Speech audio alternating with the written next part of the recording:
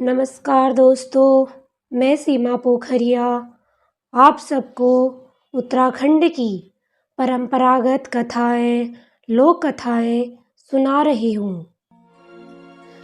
जो जितनी सहज है उससे कई गुना रोचक है। इन कथाओं के पात्र असल जिंदगी के हीरो हीरोइन थे, जिन्होंने अपने जीवन काल में ऐसी कृतियों को जन्म दिया जो उत्तराखंड में आने वाली पीढ़ियों के लिए कथा रूप में प्रेरणा स्रोत बन गई। दगड़ियों, आज की कहानी है राधिका, एक त्याग की गाथा।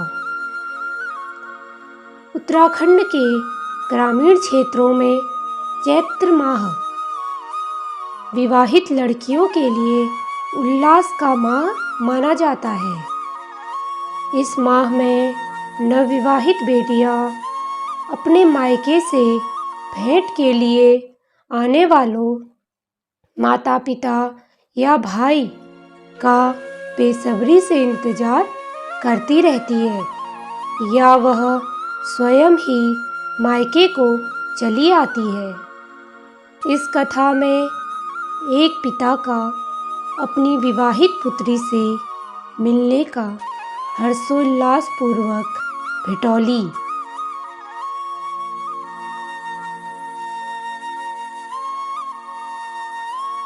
बेटी के ससुराल में ले जाने वाले पकवान लेकर पहुंचता है और वहां उसको जो वृत्तांत दिखता है वही इस सच्ची घटना का संपूर्ण भाव है।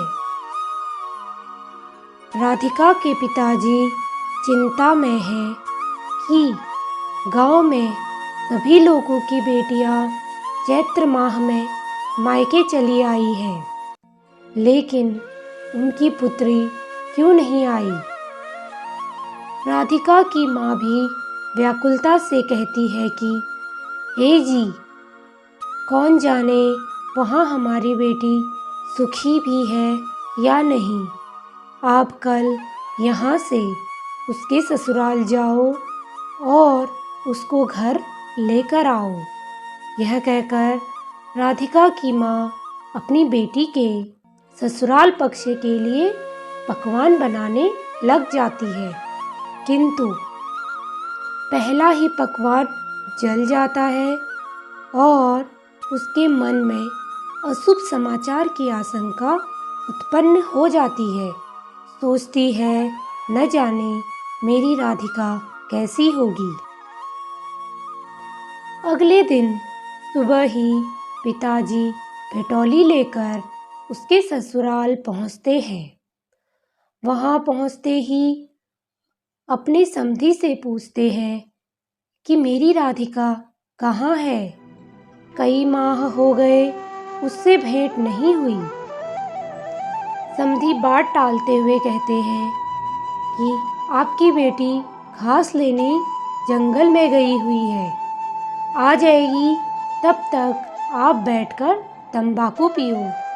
लेकिन पुत्री से भेंट के लिए व्याकुल पिता राधिका को देखे बिना कुछ भी नहीं स्वीकारते हैं। दिन ढल गया। गांव के सभी बहू बेटियां घास लेकर घर पहुंच गई, लेकिन राधिका कहीं नजर नहीं आई। रात हो गई और राधिका घर नहीं आई, न ही कोई उसको ढूंढने गया। बाद में राधिका की ननद ने भेद खोल ही दिया। बोली, मेरी पापी माँ ने झूठा संदेह करके कुदाल की चोट से भाभी की हत्या कर दी है। घर के खाजा, भुने हुए गेहूं, सोयाबीन आदि मैंने ही खाए थे और बाकी के खाद्य पदार्थ भी मैंने ही छुपा के खाया था। मेरी भाभी,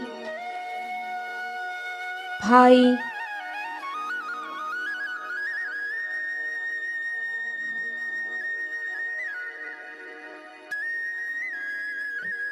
माँ कहती है कि तेरा भाई तेरी भाभी के बस में हो गया है। सारे सम्मोहन की जड़ भाभी को समझकर पापी माँ ने भाभी को ही मारकर हत्या कर दी और जमीन में दबा दिया। अब बेटी की इस दुखद मृत्यु की खबर सुनकर राधिका के पिता स्वयं को संभाल न सके और जोर जोर से चिल्लाकर रोने लगे। क्रोधवश उन्होंने पिटौली, पकवान इत्यादि को गधेरे में फेंक दिया।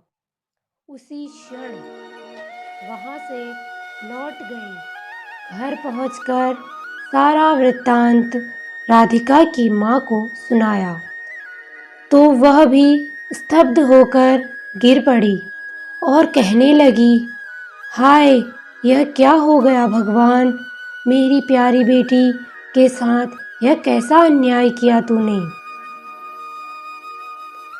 अबला जीवन कैसी रे तेरी कहानी, आंचल में दूध और आंखों में पानी।